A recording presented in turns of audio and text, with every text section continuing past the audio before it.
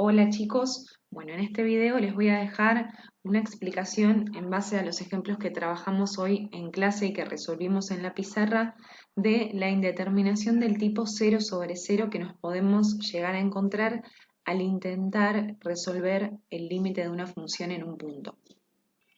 Si repasamos de manera rápida y breve los pasos a seguir para resolver este tipo de ejercicios, teníamos que recordar que cuando nosotros reemplazamos la x por el valor al que tiende y nos encontramos con una división de 0 con 0, estamos frente a una indeterminación principalmente porque eso representa algo así como un absurdo en matemática. Habíamos dicho que esos dos ceros, el cero del numerador y del denominador, no eran ceros literales, por decirlo de alguna forma, sino que eran valores muy cercanos a cero y eso tenía que ver, bueno, con el mismo concepto de límite. Entonces, en principio no podemos saber cuál es el valor de ese cociente. Pero también habíamos dicho que esto no significa que el límite no tenga solución, sino que significa que nosotros tenemos que intentar salvar esa indeterminación y eso quiere decir que vamos a través de manipulaciones algebraicas, ¿sí? De distintas maneras, métodos, procedimientos para reescribir a la fórmula de inicio, bueno, vamos a tratar de que esa indeterminación desaparezca. Lo principal que nos tenemos que acordar para poder lograr esa manipulación algebraica, para poder alterar esa fórmula, escribirla de una manera diferente, es el factoreo. Y acá hay que tener presente que el factoreo de una función, de una fórmula, de un polinomio, mejor dicho, depende mucho de las características de esa fórmula. Y acá es cuando nosotros tenemos que recordar los casos de factoreo que ustedes aprendieron el año pasado, ¿sí? Factorear a la fórmula o a las fórmulas que intervienen en el numerador y en el denominador por lo general de las funciones de las que calculamos este tipo de límites, nos va a permitir básicamente hacer algo que es fundamental y es cancelar factores.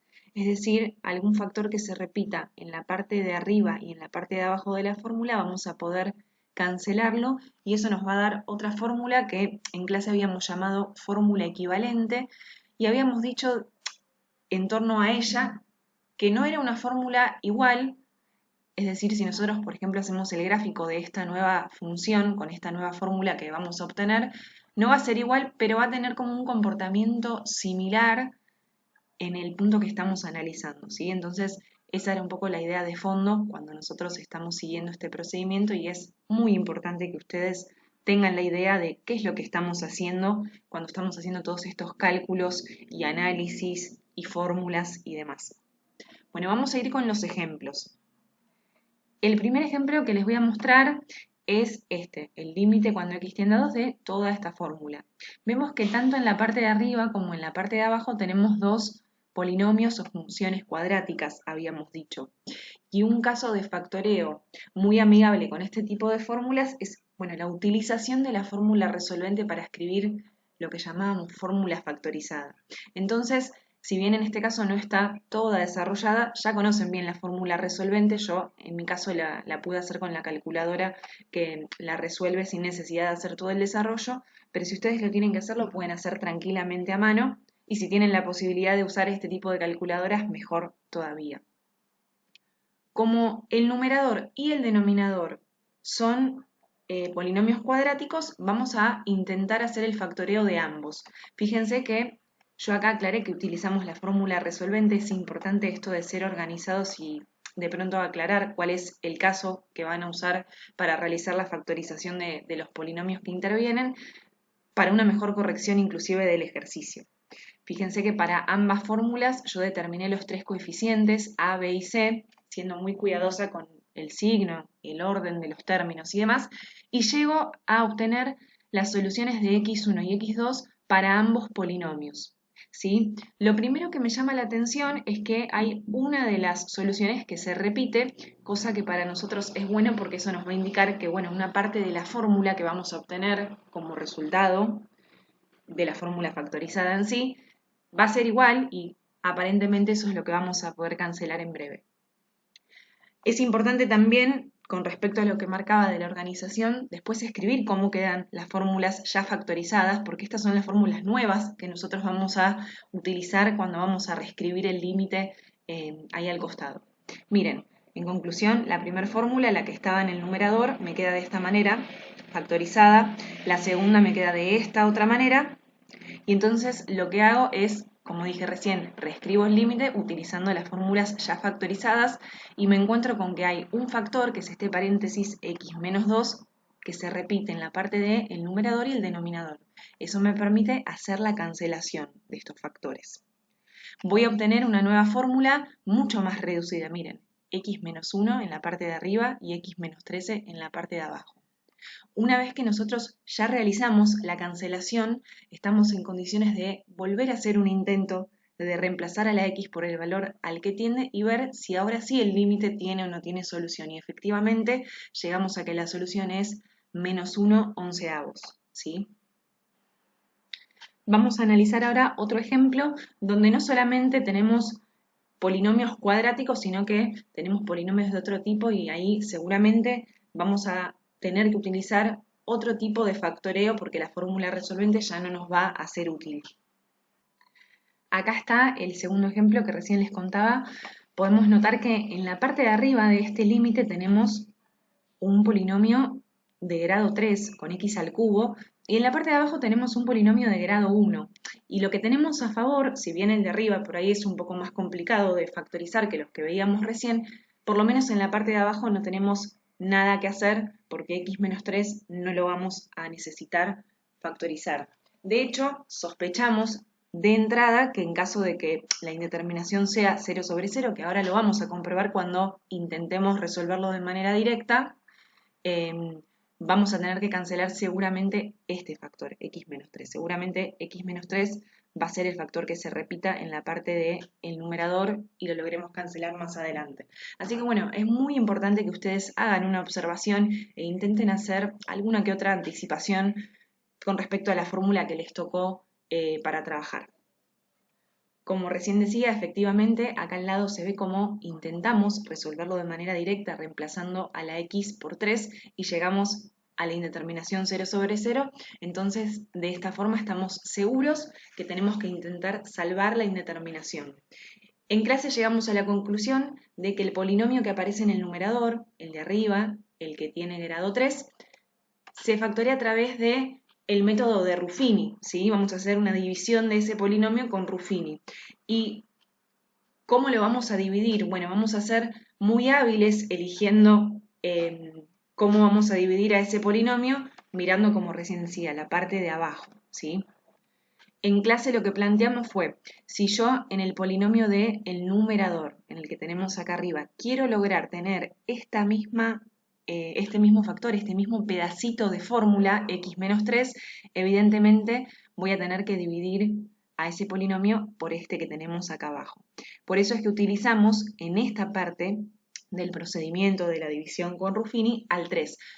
Lo pasamos un poco por ahí más a una regla práctica y por ahí no está del todo bien decirlo de esta forma, pero bueno, el número que vemos acá, vamos a poner el contrario, y estoy hablando del número opuesto en cuanto al signo, ¿no es cierto? O sea que si yo acá veo un menos 3, acá voy a utilizar un 3. De todas maneras, vamos a darnos cuenta más adelante cuando avancemos con toda esta división de Ruffini, si el número que pusimos en ese lugar, eso no es correcto de acuerdo al resto de esta división. El resto tiene que ser 0 para asegurarme de que, bueno, estos polinomios son divisibles uno con otro, ¿sí? Voy a hablar muy rápido de cómo era el procedimiento con Ruffini porque realmente es algo que se da por entendido, pero habría que tener en cuenta, por ejemplo, que el polinomio a dividir, ¿sí? El polinomio, vamos a decirlo con propiedad, el dividendo, el polinomio que vamos a dividir, decía, lo vamos a necesitar completo y ordenado, ¿sí? Y vamos a poner todos los coeficientes también completos y ordenados. Por eso vemos que acá tenemos un 1 correspondiente a las x al cubo, el menos 4 correspondiente a las x al cuadrado, un 1 correspondiente a las x y el 6 correspondiente al término independiente. En caso de que estos términos no estuvieran en orden o me llegara a faltar alguno, yo tendría que, bueno, subsanar eso agregando y acomodando si es necesario. Y bueno, de este lado, como recién yo les comentaba, pusimos al 3 porque sospechamos que esa es una raíz de ese polinomio, ¿sí? Bien, resolvemos rápidamente la tablita de Ruffini bajando el primer coeficiente y después siempre hacíamos la misma vuelta que era multiplicábamos este con este, lo poníamos a la derecha y hacemos la suma. Obtenemos el menos 1, otra vez lo mismo y así sucesivamente hasta que llegamos al final, a la última columna y vamos a obtener de este lado el resto. Al obtener un 0 estamos seguros de que la división cumplió lo que nosotros esperábamos, son divisibles el polinomio de arriba con el de abajo y eso nos va a permitir, bueno, lograr lo que estábamos buscando, que era tener ese pedacito de fórmula, ese factor igual al de abajo para poder realizar la cancelación más adelante. Miren lo que hay acá. Acá hay una flechita que me está indicando que estos tres coeficientes que me quedan va a indicarme cuál es el resultado de esta división. Es 1x al cuadrado menos 1x menos 2. ¿Ven cómo estos coeficientes van apareciendo en la fórmula resultado? Y algo importante para tener en cuenta, pero también creo que ya se da por entendido, siempre nuestro resultado va a bajar un grado. Es decir, que si nosotros teníamos de arranque un polinomio con grado 3, bueno, nuestro resultado va a tener grado 2. En conclusión, el polinomio ya factoriado nos va a quedar, bueno, por un lado el factor va a ser nuestro resultado de la división y el otro factor va a ser el factor por el que hicimos la división, que es x menos 3. ¿Sí?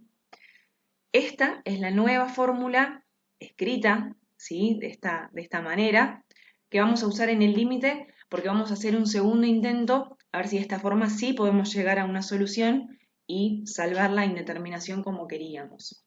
Bueno, acá al costado lo reescribimos y como ya habíamos anticipado y por suerte lo logramos, vamos a cancelar el factor que se repite en el numerador y el denominador y lo que obtenemos es un límite mucho más sencillo, inclusive me queda, fíjense, una función cuadrática y la resolvemos de una manera muy simple, reemplazando y obteniendo que el resultado es 4. Así que bueno, en conclusión hay muchos pasos que se repiten, ¿sí? En este tipo de indeterminación, para los límites, que es básicamente reemplazar y si obtengo la indeterminación intento salvar la indeterminación factoreando, dependiendo mucho de la fórmula, para después lograr la cancelación y de esa manera finalmente poder sí resolver el límite. Lo que va a ir variando es de qué manera hacemos el factoreo, porque eso va a ir variando de acuerdo a las diferentes fórmulas. Así que bueno, yo les propongo que practiquen, les propongo que sean muy observadores y miren muy bien esas fórmulas para tratar de hacer anticipaciones al respecto y organizarse en el ejercicio, ¿sí? Les mando saludos y nos encontramos en el próximo video.